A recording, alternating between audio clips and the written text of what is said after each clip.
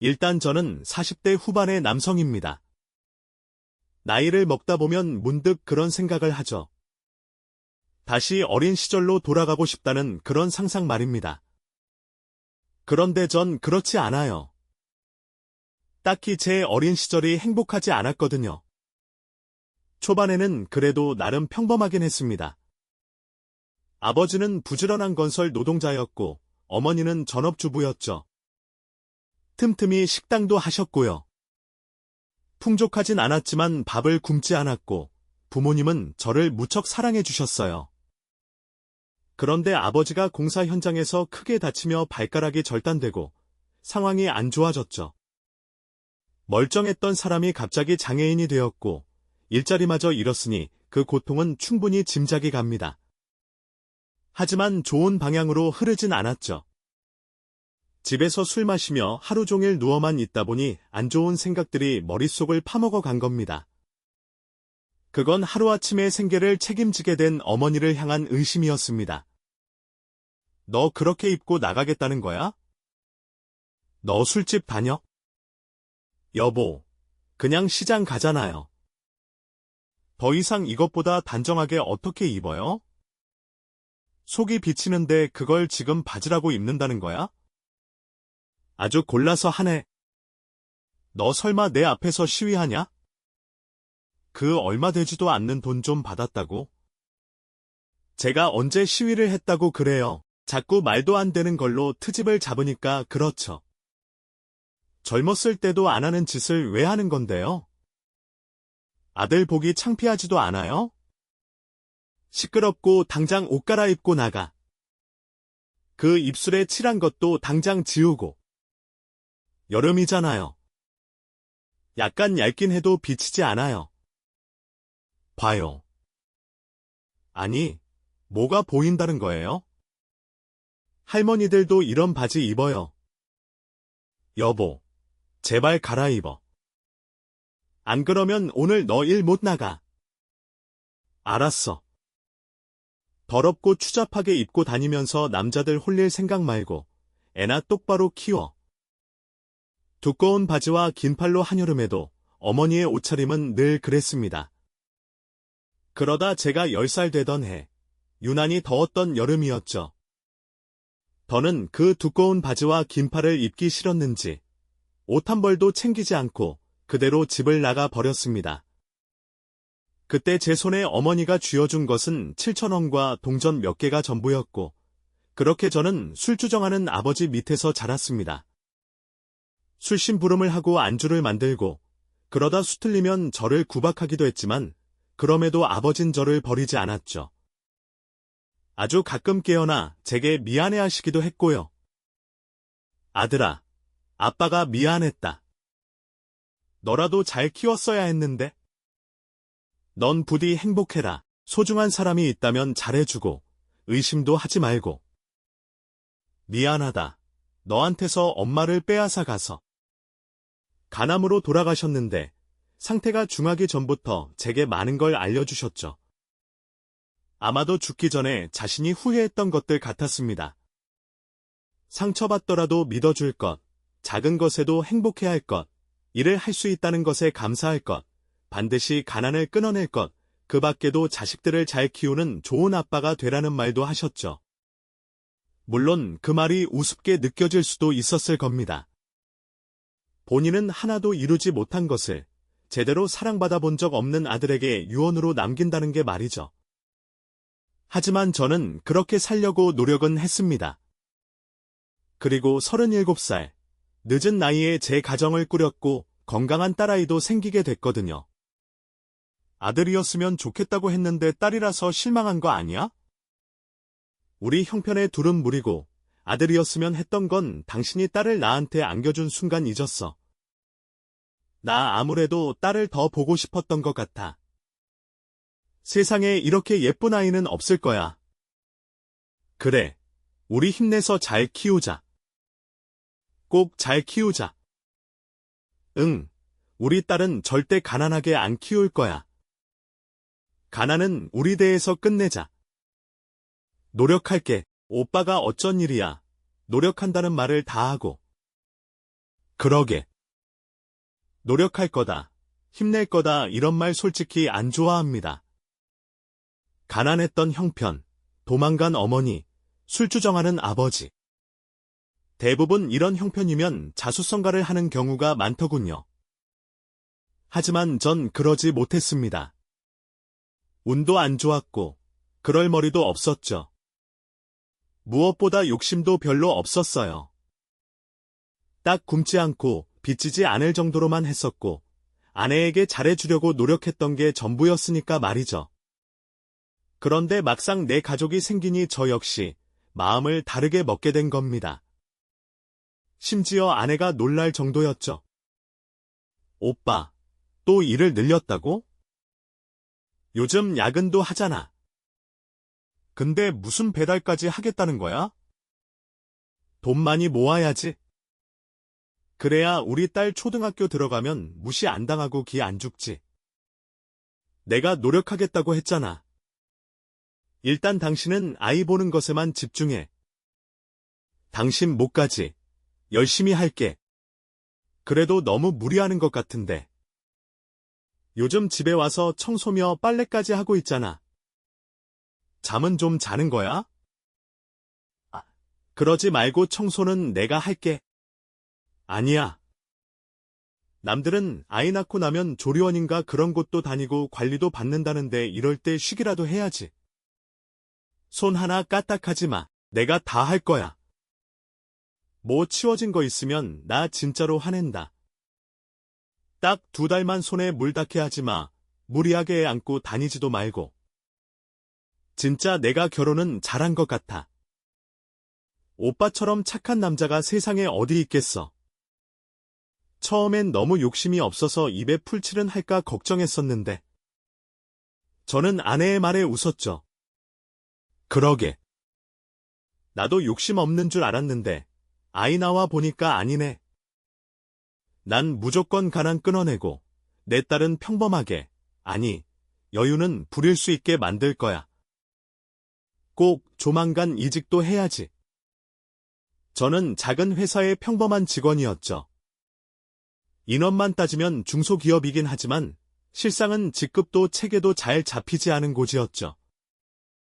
일반 사원이 비서 1부터 팀장급 1까지 처리해야 했는데 월급은 신입 사원 수준이었고요. 그래서 가장 먼저 하려고 한 것이 퇴직이었습니다. 나이가 있으니 일반 회사에서는 못 가더라도 공장에서 죽어라 일만 하면 돈을 좀 줄 수 있다기에 사직서를 냈죠. 절 무시하고 달아났던 사장이 절 잡더군요. 자네, 우리가 본 기간이 얼만데 이런 식으로 끝을 내려고 해. 갑자기 사람이 무슨 일이라도 생겼나? 눈치라도 줬으면 진작에 알아봤을 거야. 딸 나왔다며? 아무래도 그거 축하해 주려고 내가 딱 준비한 보너스도 있고. 또 올해는 연봉도 올려줄게. 참이었어.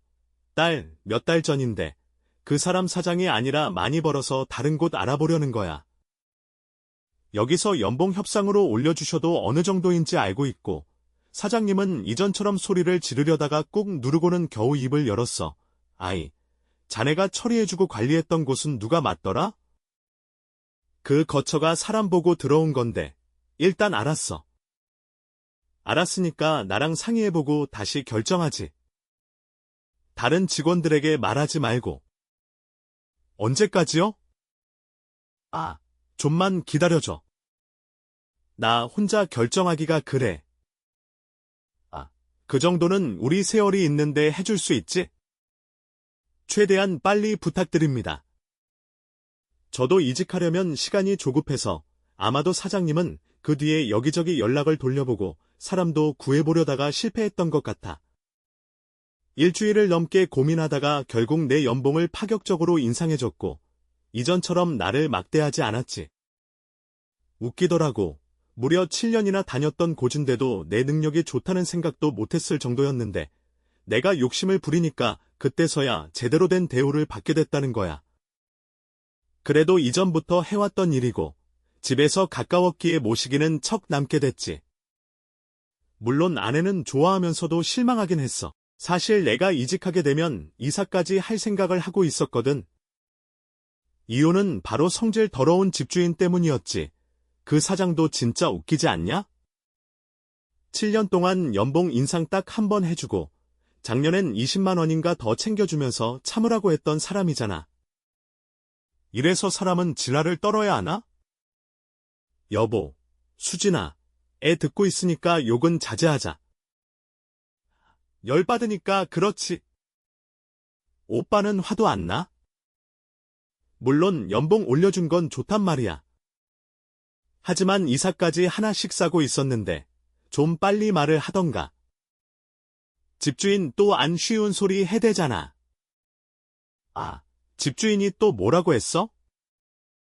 아니, 그 나간다고 미리 통보를 해야 되니까 그런다고 말을 했지. 그랬더니 너무 오래 여기 살아서 월세도 안 올렸는데 은혜가 어쩌고 이러면서 난리를 부렸다고. 아, 집주인 아줌마가 도중에 나와서 그걸로 끝났지만 고생이 많아.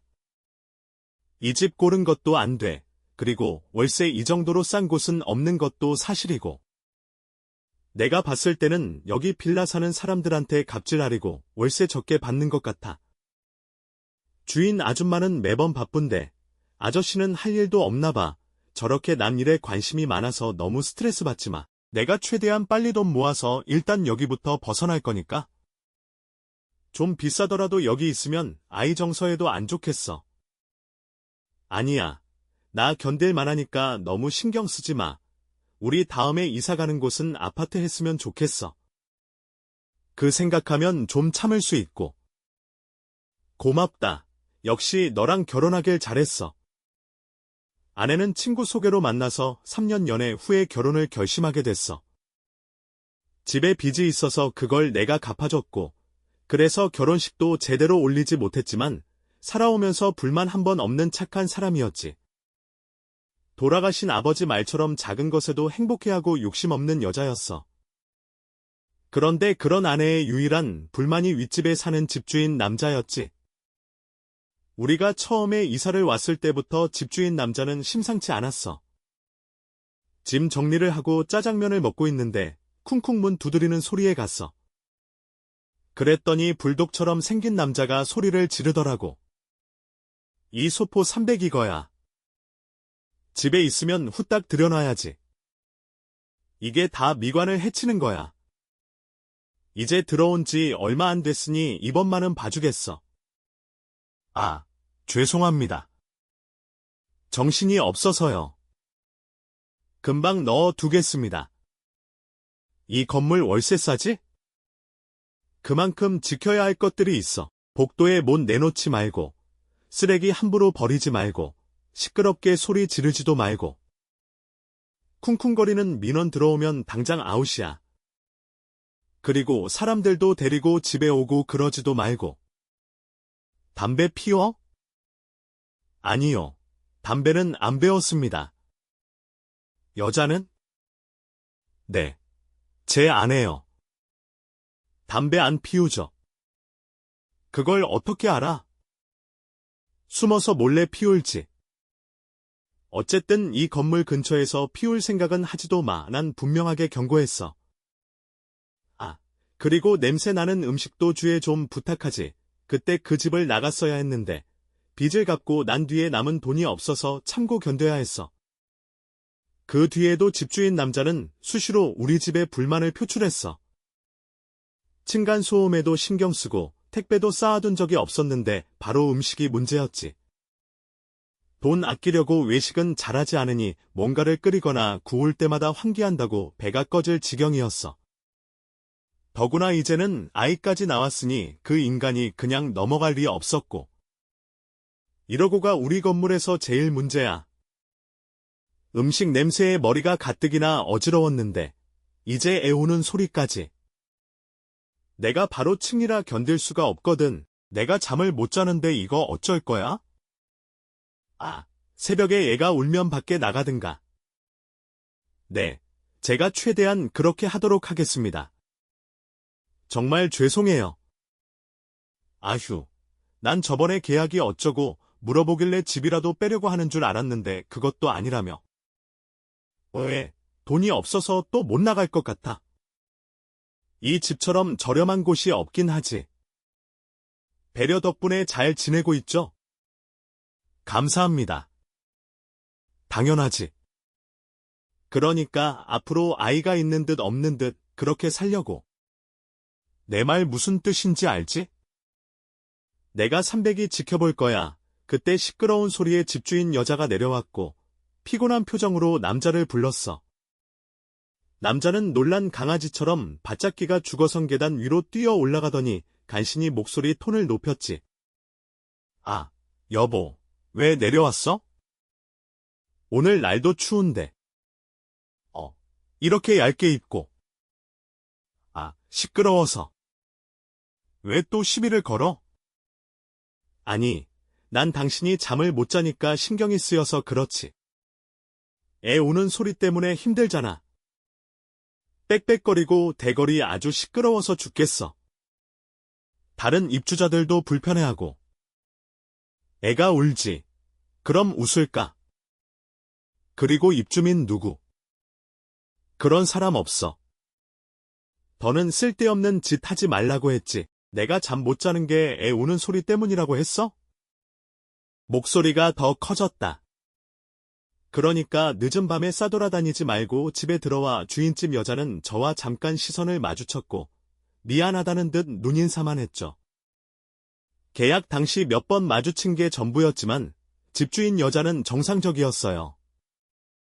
일반 사람들보다 예의가 있고 깊이가 느껴졌죠. 소문에 따르면 그 빌라 외에도 다른 건물을 하나 더 가지고 있었고 그곳의 월세도 올리지 않았다고 해요. 저와 나이 차이도 얼마 나지 않는데 대단하다고 생각했죠.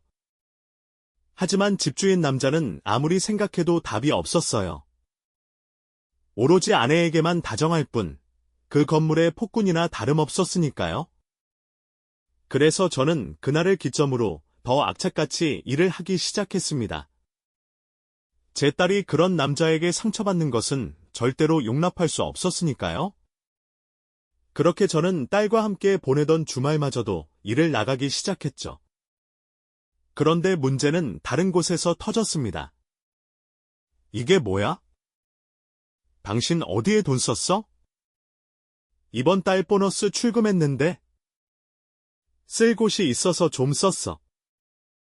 옷도 사고, 기분 전환하려고 머리도 좀 하고. 그 정도는 써도 되잖아.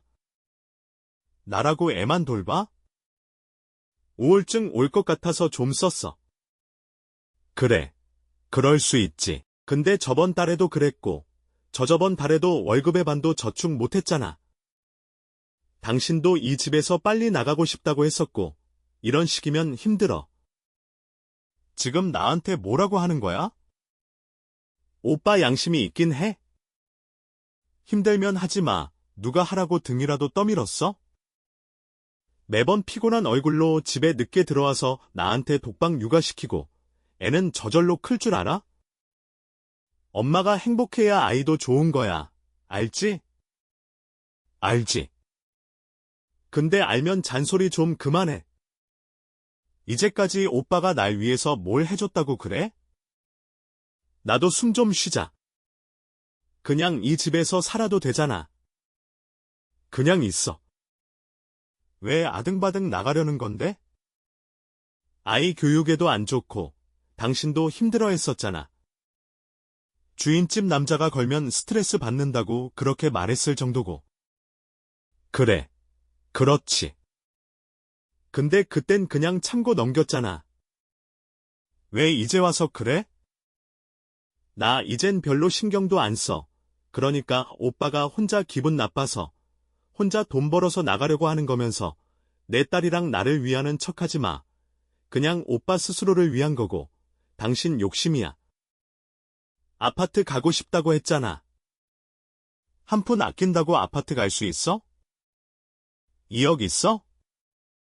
아니, 1억이라고 있어? 이렇게 내가 쓰는 돈도 벌벌 떨 정도인데. 솔직히 애만 하루 종일 보고 있는 거 지겹고 싫어. 그래서 그게 더 스트레스 받아. 그럼 당신도 일 나가는 건 어때? 장모님도 우리 아이 봐주고 싶다고 일찍부터 이야기했었고, 그게 좀 그러면 유치원에 보내면 되잖아. 당신이 일하면 좀 더 빨리 모을 수 있고, 나도 아이랑 있는 시간도 길어질 테니까. 내가? 내가 왜 그래야 하는데? 그 말에 저는 말문이 막혔습니다. 결혼 전에도 우리 둘의 목표는 하나였습니다. 가난을 끝내자는 거였죠. 그래서 아내도 아이 낳은 뒤에는 바로 직장에 돌아가려 했습니다. 그런데 몸조리를 위해 쉬라고 제가 권했고, 그 다음엔 아내가 몸이 안 좋다며 차일피일 미루더니 벌써 3년째였죠. 슬쩍 일을 하라고 이야기해봤습니다. 그런데 그런 반응이라니 놀랐죠. 아니, 당신이 계속 독박 육아 이야기하면서 아이 돌보는 게 힘들다고 했으니까 돈 쓴다고 구박한 거잖아. 아니야. 오빠도 그러는 거 아니야. 사람이 어쩔 땐 지칠 수도 있고, 돈도 좀 쓸 수 있지. 그걸로 이렇게까지 해야겠어? 일 알았어. 나도 일해볼게. 대신 난 아이랑 떨어지는 건 싫어. 그러니 집에서 할 수 있는 걸로 할 거야. 아, 그래? 그게 쉽진 않을 텐데. 왜 못해? 얼마든지 해. 왜 그렇게 부정적이야? 아니, 내 주변 친구 중에서도 재택으로 일하는 사람들이 있는데 힘들어 보이기도 하고 또 경쟁률도 꽤 높다고 들었어. 오빠 친구들이 나보다 나이도 많고 늙은 사람들이잖아. 그러니까 힘들다고 징징거리지. 난 훨씬 어려. 그리고 자신도 있고. 그러니까 더는 그런 소리 하지 마. 대신 이거 하나는 약속해. 내가 일 시작하면 오빠 퇴근해서 아이랑 계속 있어. 남 밖에 좀 놀러 가게. 그래. 알았어. 당신이 일만 하면 나도 아이랑 있는 게 좋지. 솔직히 말해서 좀 이해가 되진 않았어요. 아이를 낳기 전에는 그래도 부지런하게 집안일도 했고, 못하는 요리라도 해주려고 했지만, 그 이후로는 아니었어요. 산후조리를 대신해서 제가 집안일을 모두 했는데, 몇 달이면 될 줄 알았지만 아내는 아이 보는 것 외에는 거의 아무것도 하지 않았거든요. 물론 압니다. 아이를 키우는 게 정신적으로도, 육체적으로도 힘들다는 걸, 그래서 저 역시 크게 불만은 없었지만, 아내의 갑작스러운 변화에 적응이 안 되는 건 어쩔 수 없었습니다. 그 이후에 아내는 재택근무를 진짜로 시작하긴 했어요. 무슨 쇼핑몰 상담 같은 일이었는데 오전부터 오후 3시까지 일이었죠. 하지만 시작하고 고작 3일 만에 그만둬 버렸습니다. 상담 업무라는 게 막말은 기본이라 정신적으로 많이 힘들어서 그랬죠. 그 뒤에 다른 일도 이것저것 알아봤지만 당시 코로나가 1년 넘게 이어지고 있었을 때라 재택근무도 경력과 능력으로 뽑기 시작했고 들어가기는 하늘의 별 따기였죠. 작은 일자리 하나에도 최소 100명이 모이는 걸 저 역시도 봤습니다. 그러니 아내는 마침내 결심을 했죠. 내가 생각해봤는데 나요 할래. 나도 밝고 재밌는 사람이고 나 정도면 얼굴도 괜찮은 편이니까. 아, 그래도 그건 좀. 이미 하는 사람들도 많고 돈 못 버는 사람은 못 벌잖아. 그니까 나지. 난 자신 있어. 그리고 그걸로 대박 나면 내가 좋고 오빠도 좋은 거지. 일단은 알았어. 초반에는 자신감이 넘쳐 보였기에 저 역시도 허락했습니다. 뭐가 필요하다고 해서 장비도 사주고 화장품도 투자라고 생각하고 사줬죠. 실제로 아내도 굉장한 열의를 가지고 열심히 했고요. 하루에 적게는 2편, 많으면 5편도 올렸습니다. 문제는 아내는 열정만 있었을 뿐 재능이 전혀 없었다는 거였죠. 정확히 말하면 채널은 색깔도 없이 그냥 평범했어요. 자체가 없었어요. 어떨 때는 아이를 돌보는 법에 대해 이야기하거나 과거에 얼마나 잘 나갔는지 자랑하거나 술을 마시면서 헛소리를 하기도 했어요. 신문을 그대로 읽기도 하는 괴이한 방송이었죠. 그게 몇 달 지속되다 보니 저는 거의 포기하고 말았습니다.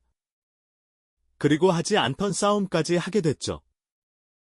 아내가 유튜브에 영상을 올린다며 아이까지 돌보지 않았거든요. 애 밥은 준 거야?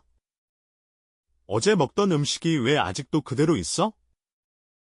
이러다 애가 배고파서 먹으면 어쩌려고 그래? 바빴어. 영상 올리고 편집하는 게 쉬운 줄 알아? 이제 주려고 했고, 이제 교대 시간이니까 오빠가 주면 되겠네? 한 끼 안 먹는다고 죽는 것도 아닌데, 왜 유난이야? 교대? 지금 말 다 했어? 내가 퇴근하면 밖에 나가서 노는 게 교대야? 그렇게 하기로 약속한 거잖아. 나도 콘텐츠 찾고 이런저런 경험을 해야지 유튜브에 올릴 수 있지. 나가면 논다고 생각하는 당신이 촌스러운 거야. 그래, 나 촌스러워. 청소, 빨래 이런 건 바라지도 않아. 애 하나 잘 봐달라고 했는데 그것도 안 하면 어쩌자는 거야? 애 시킨 게 언제야? 영상인지 뭔지 때문에 얘한테 과자만 먹이면 어쩌자는 거냐고. 아, 지겨워. 사람을 아주 들들 볶네? 그렇게 답답하면 당신이 해. 오빠는 손이 없어? 발이 없어? 원래 거슬리는 사람이 하는 거야. 별로 더럽지도 않은데. 유나는 집에 바퀴벌레가 있는데 더럽지 않다고. 그래서 내가 음식만은 제발 그때그때 버리라고 했잖아. 또 집주인이 알면 어쩌려고 그래?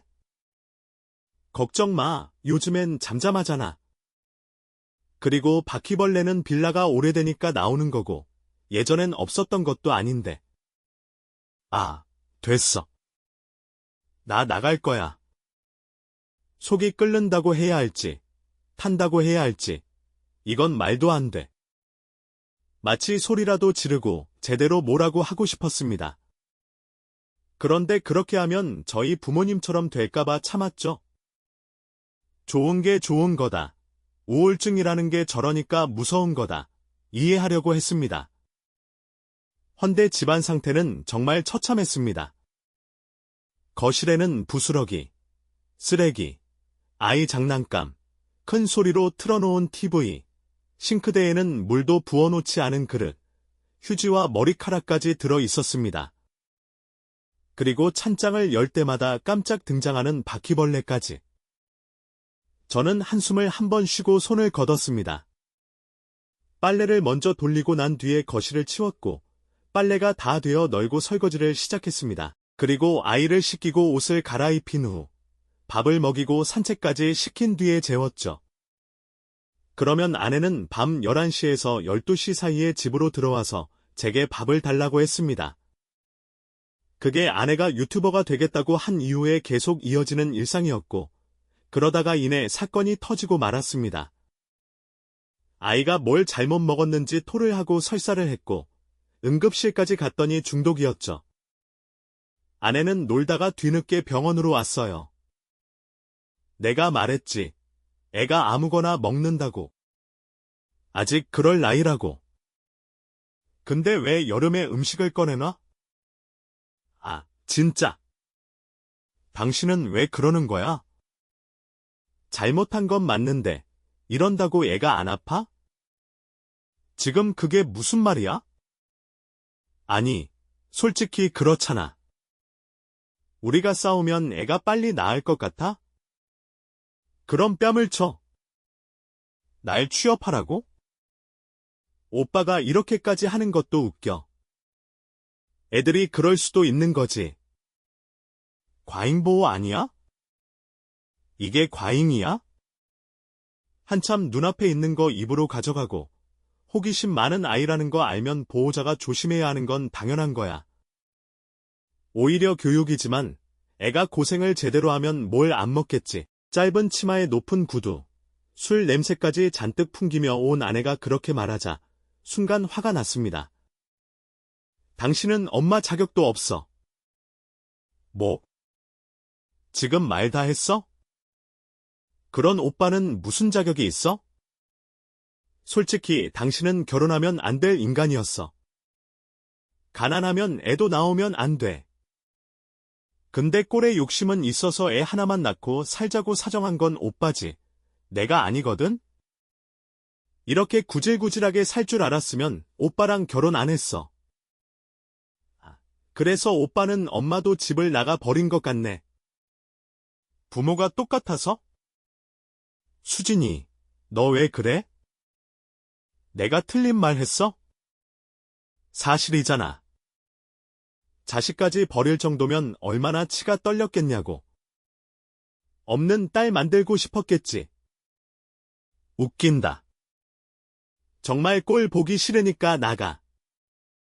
그 좋아하는 청소나 열심히 하고. 혼자 집으로 돌아오면서 우울증, 조울증 증상까지 검색하며 정신과 방문 계획을 짰습니다. 퇴근 후에 아이가 아픈 걸 발견하고 바로 병원에 오느라 몸은 피로에 찌들어 있었죠. 손 하나 까딱할 수 없을 것 같아 일단 자고 주말인 내일 청소를 해야겠다 생각했어요. 그런데 현관문을 여는 순간 경악하고 말았습니다. 희미한 빛이 켜지자 사방으로 달아나는 바퀴벌레를 봤기 때문이었죠. 전 마치 여자처럼 비명을 질렀습니다. 무서워서 그랬던 건 아니었어요. 이전에는 벌레를 맨손으로도 잡을 정도로 별 감흥이 없었습니다. 싫긴 했지만 무섭진 않았거든요. 그래서 사실 바퀴벌레 보고 비명 지르는 사람들을 보면 이상하다고 생각했었죠. 그런데 이건 워낙 깜짝 놀랄 상황에서 불쑥 보이다 보니 놀란 마음에 더해 짜증이 나서 비명을 지르게 되더군요.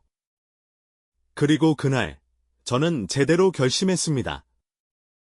이 망할 집구석의 바퀴벌레를 모두 소각하겠다고요. 그렇게 새벽부터 대청소를 시작했습니다. 아이가 없으니 여기저기 약을 뿌리고 바퀴벌레가 어디서 올라오는지 확인했죠. 바로 싱크대 하수구를 통해 올라오는 걸 발견했습니다. 마침 배관이 오래되어 교체하려고 사둔 제품이 있었어요. 그것도 벌레 유입을 막아주는 새로운 제품이었죠. 기존에 설치된 기본형은 비스듬한 일자형이라 바퀴벌레가 올라오기 최적화되어 있었지만 새로운 제품은 안쪽에 물이 고이는 구조라 벌레를 자동으로 막아줍니다. 그걸 설치한 뒤 보니 배관 호스가 좀 길었습니다. 혹시 역류하게 되면 난리를 칠 집주인을 생각해 싱크대 하부에 설치된 판을 뜯어냈어요. 그런데 툭 하는 소리와 함께 안쪽에 뭐가 걸렸습니다. 이건 또 뭐야? 안에 뭘 쑤셔 넣은 거야? 아무리 청소하기 싫다고 해도 이건 좀. 혼잣말을 하면서 가방 하나를 꺼내는데 활짝 열렸고 그 안에 있는 건 돈이었죠. 처음 봤을 때는 심장이 뛰는 것은 물론이고 머리까지 어지러울 정도였습니다. 전에 살던 사람의 돈인가? 아니면 검은 돈? 별별 생각을 다 했습니다.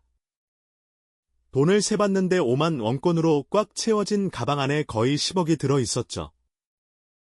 믿기지 않아서 몇 번이나 확인해봤지만 비타 500 정도의 박스에 꽉 차는 정도가 1억이고 그게 10억이었던 겁니다. 그리고 의문의 가방에는 쪽지 하나도 있었어요. 거기에는 낯선 전화번호가 적혀 있었죠. 당연히 돈의 주인이라고 생각했기에 일단 그 번호로 전화를 했습니다.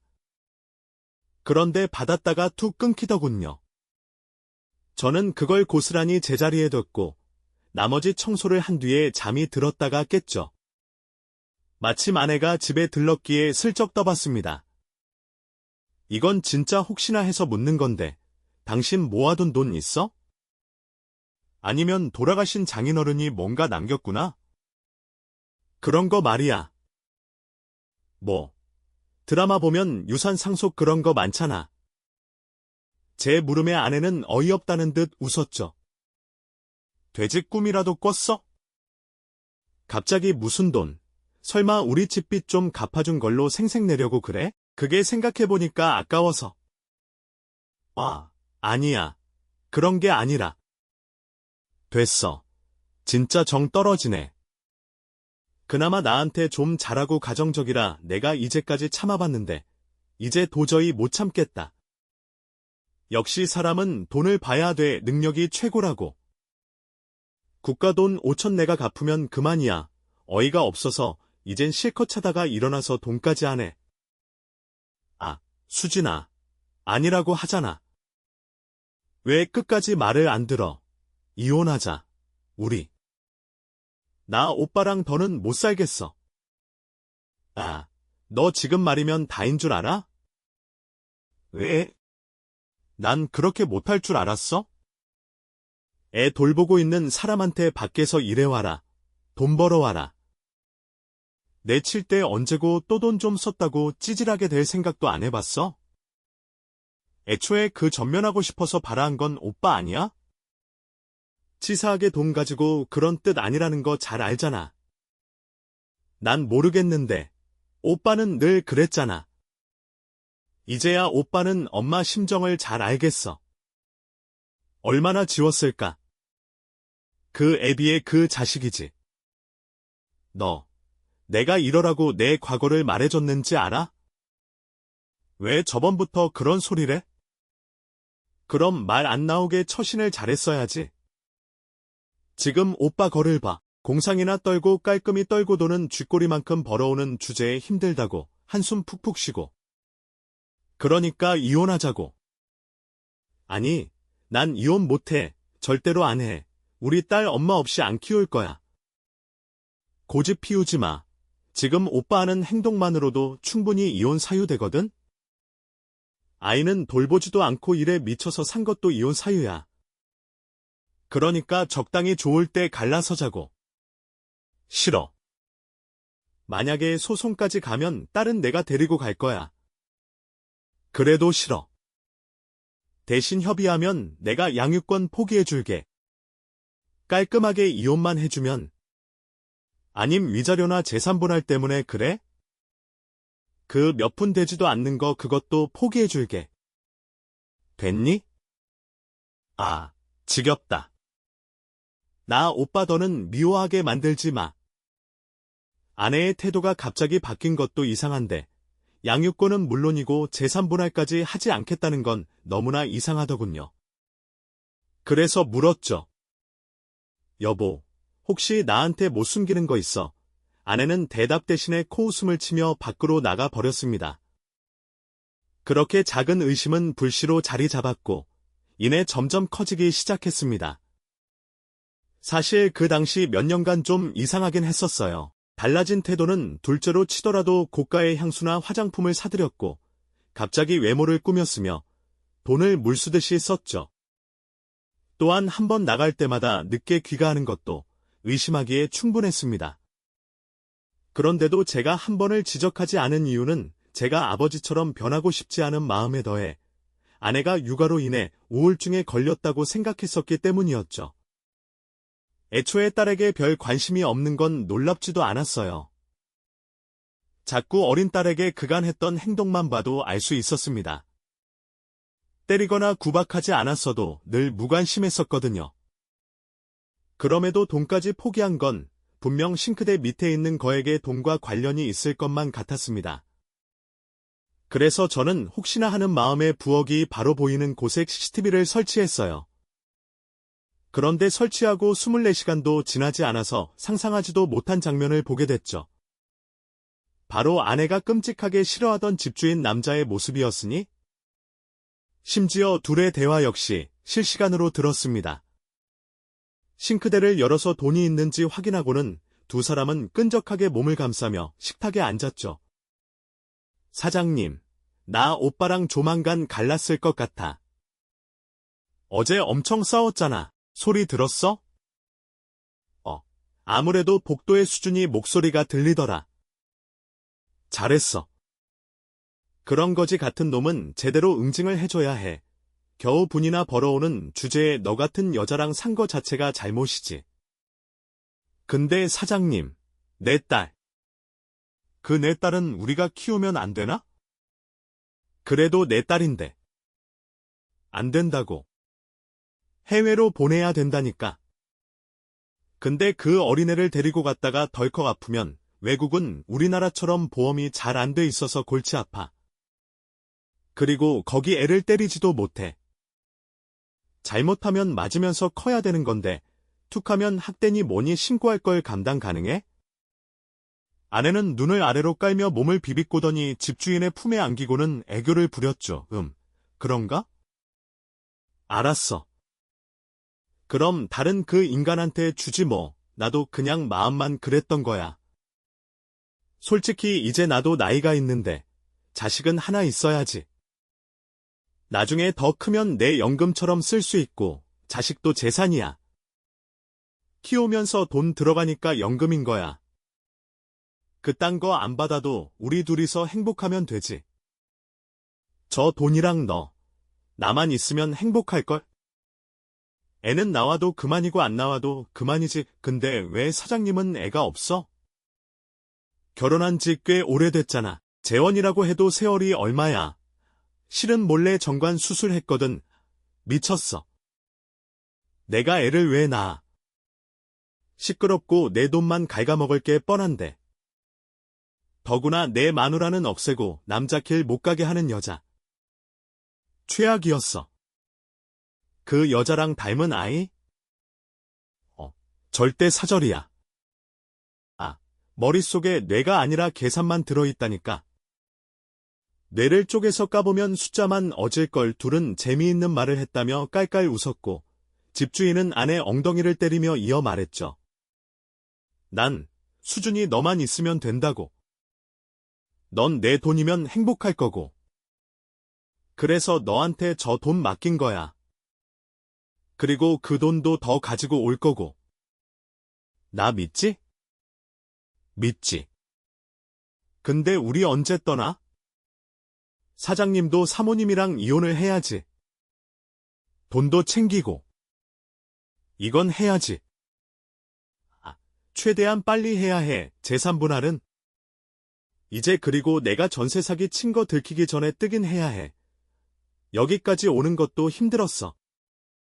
이 아내가 딱 하나 좋은 게 이 동네 수문이 좋은 거니까 그걸로 저렇게 당겨올 수 있었던 거잖아. 방 하나마다 2중 3중 계약한 거 알면 마누라 표정이 어떨까? 혼자 해결하려면 이 건물까지도 팔아야 될걸. 꼴 좋다. 그러게 사장님이 그렇게 무시하더니 잘 됐지. 내 남편도 사장님 와이프도 사람 중요한 걸 알아야 해. 우리가 없어봐야 정신 차린다고. 집주인 남자는 소름 끼치게 크게 웃더니 아내를 끌어안고 말했죠. 그러게. 진작에 내가 너 좋다고 할 때 왔으면 좋잖아. 봐라. 우리 둘이 얼마나 행복해. 가볍게 그러는 줄 알았지. 그럼 지네 10억 들고 왔어야지. 그건 그렇다. 내가 꽃이 아니라 돈다발을 들었어야 했네. 그리고 이어지는 애정 행각은 두 사람이 저희 안방으로 들어가며 끝이 났죠. 가장 최악이었던 건 익숙하다는 듯 아이가 거실에 뚱하게 앉아서 TV 보고 있었다는 거였습니다. 당장이라도 인간을 죽일까 싶은 마음까지 들더군요. 휴대폰을 잡고 있는 손이 덜덜 떨렸고 눈물도 콸콸 났습니다. 하필 출근하고 나서 그런 상황에 마주하게 되었기에 직원들도 영문을 몰랐죠. 심지어 사장님까지 당황해서는 이런 말까지 하더군요. 그 보너스 줄까? 혹시 또 그만둘 생각은 아니지? 아닙니다. 저 사장님, 지금 집에 좀 가봐야 할 것 같아요. 그래. 그래, 그럼. 피곤하면 좀 쉬어야지. 그렇게 해. 대신 그만두는 건 안 된다고. 이제 더 올려줄 돈도 없고. 물론 원하면 좀 상의를 해보겠는데. 진짜 그런 게 아닙니다. 그럼 먼저 들어가 보겠습니다. 회사에서 나와서 차 안에서 저는 엉엉 울었습니다. 한 번쯤 상상하는 배우자의 불륜.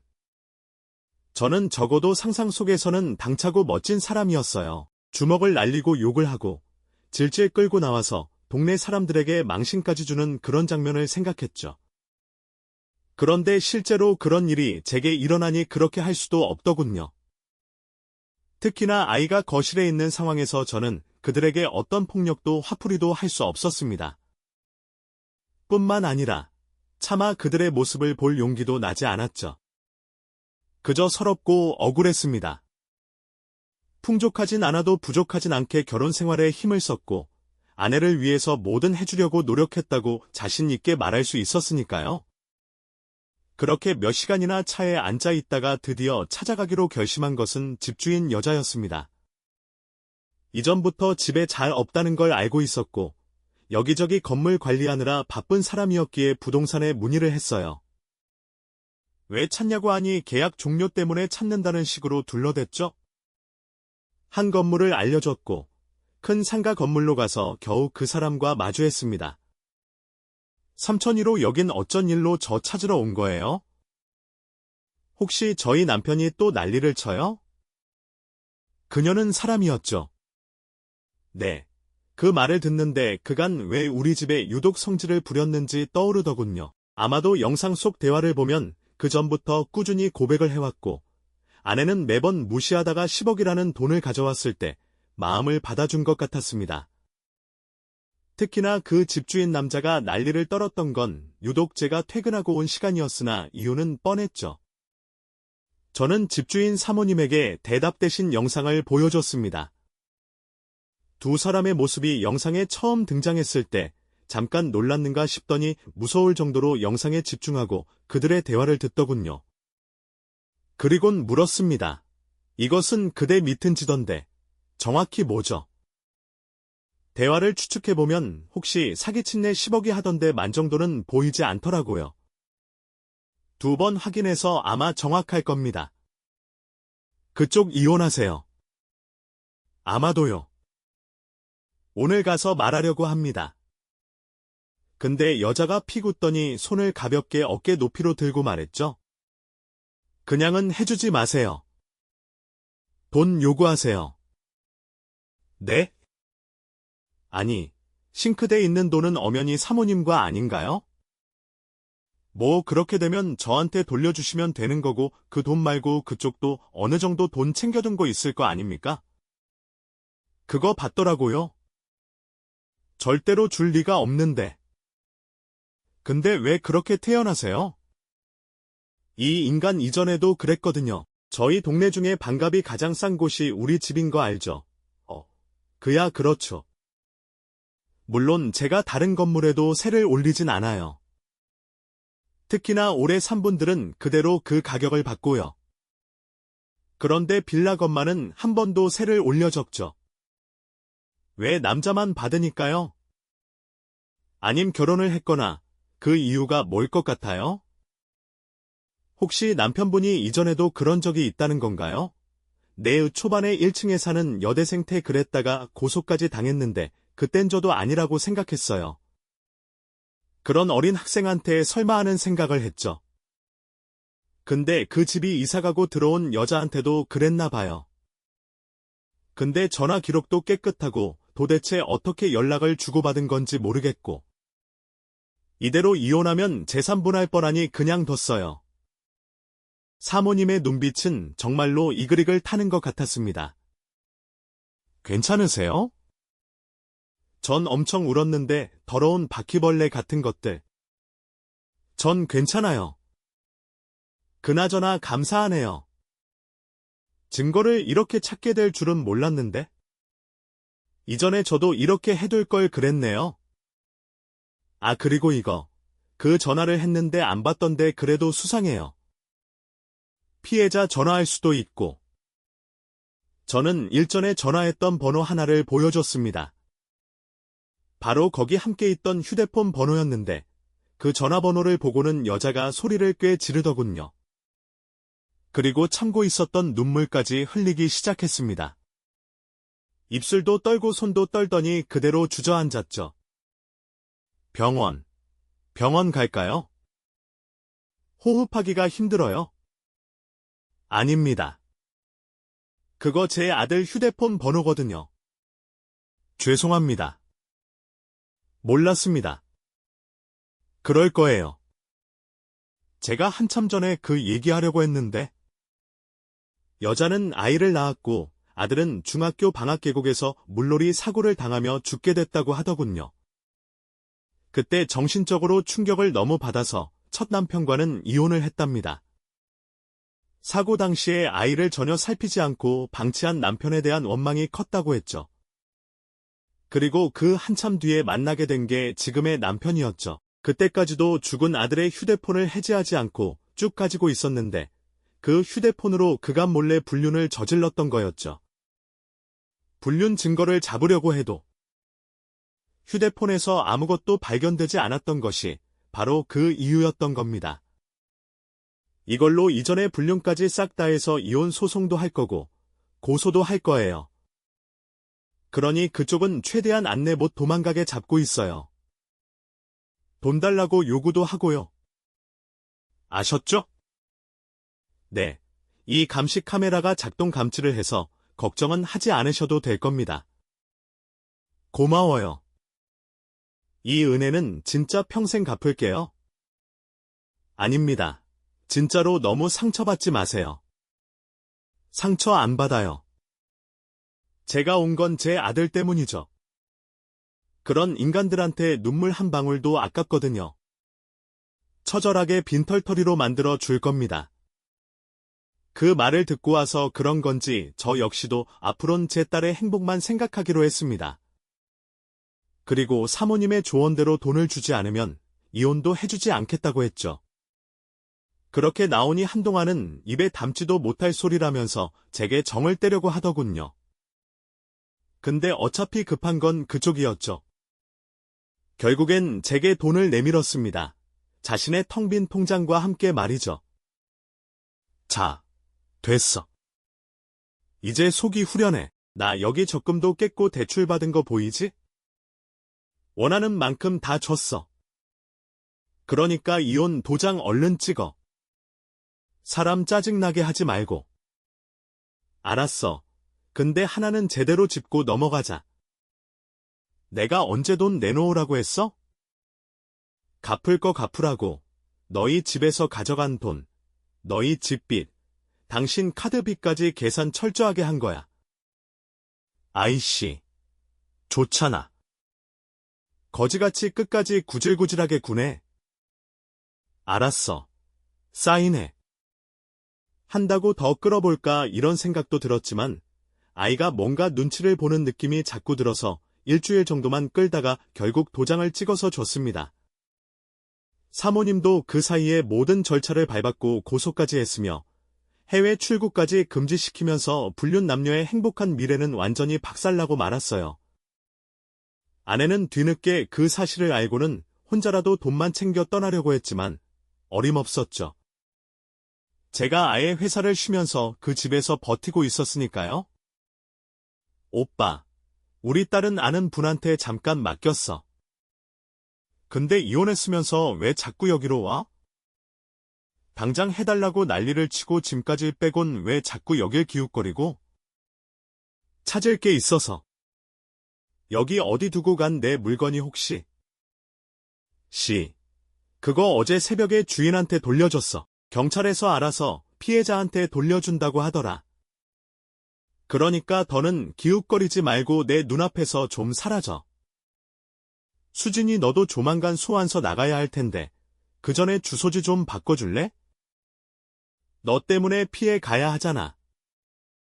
아내는 놀라서는 금붕어처럼 뻐끔거리더니 냉큼 제 앞에 무릎을 꿇었죠. 여보, 어떻게 알았는지 모르지만 그거 아니야. 난 돈 때문에 그것만 받고 딱 끝내려고 했어. 정말이야.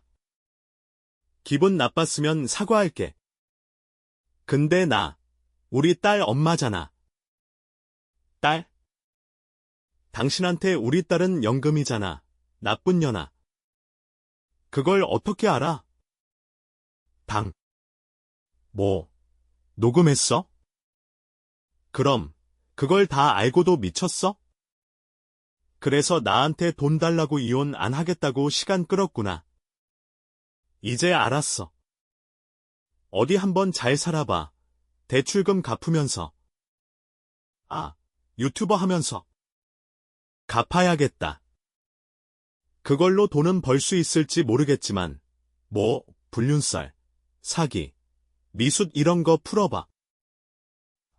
그럼 또 알아. 욕하면서도 들어와서 구독해. 지금 죽을래? 내 돈 내놔. 그거 대출금. 어쩌라고. 당신 고소할 거야. 사기야. 엄연히 사기라고 해봐. 근데 난 죽어도 내 딸이 우선이야. 만약에 날 고소해서 내 딸이 혼자 방치되어 내 딸한테 침 뭐니 접근해도 안 돼. 우리 회사에서 나 이제 자르지도 못하는 거 알지? 빨간 줄 몇 개 더 한다고 달라지는 거 없어. 우리 건들면 너랑 집주인 남자랑 끈적거리는 대화 확 유튜브에 올려버린다. 장담하는데 그렇게 하면 너보다 내가 더 조회수는 높을 거야. 오빠. 여보, 내가 잘못했어. 내가 미쳤어. 그 인간이 나한테 자꾸 접근했어야. 아내는 제 바지 가랑이를 잡고 매달렸습니다. 나한테 말하지 않았잖아. 정말 싫었다면 바로 이사를 가자고 했겠지? 솔직히 좀 기분 좋았어. 단순히 그것뿐이야. 돈 많은 남자가 나 좋다고 이것저것 사주는 게 좋았고, 난 딱 거기까지 하려고 했던 거야. 나도 아직 여자라는 거 느낄 수 있는 그 정도. 근데 그 인간이 돈까지 들고 나타나서 나도 그 인간 싫었어. 두꺼비처럼 생겨서 진짜 별로였다고. 근데 당신이랑 있으면 매번 돈 벌어 오라고 압박하는 것 같고. 핑계대지 마. 압박 무슨 압박. 그냥 기분이 그랬어. 당신이 깔끔 떠는 것도, 부지런하게 일하는 것도. 그것만 보면 나만 나쁜 년이 되는 기분이 들어서 답답했어. 순간의 실수야. 진짜 돈에 눈이 멀었어. 나 분명 경고했어. 다신 나랑 내 딸 앞에 나타나지 마. 그렇게 전 아내와의 인연을 완전히 끊어버렸습니다. 그리고 전세 사기를 찾던 집주인 남자도 휴대폰과 제가 준 영상, 그리고 사기를 치려고 했던 정황까지 더해져 이혼을 당했고, 사기죄는 돈을 돌려주는 바람에 징역까지 가지 않았지만 어쨌든 빈털터리가 됐죠. 한 며칠 건물 밖에서 울부짖는 소리가 들렸는데 경찰에게 끌려간 뒤로는 잠잠해졌습니다. 이 집주인 여자는 말로는 접근 금지 신청까지 했다고 하더군요. 참고로 그 여자는 약속을 지켰어요.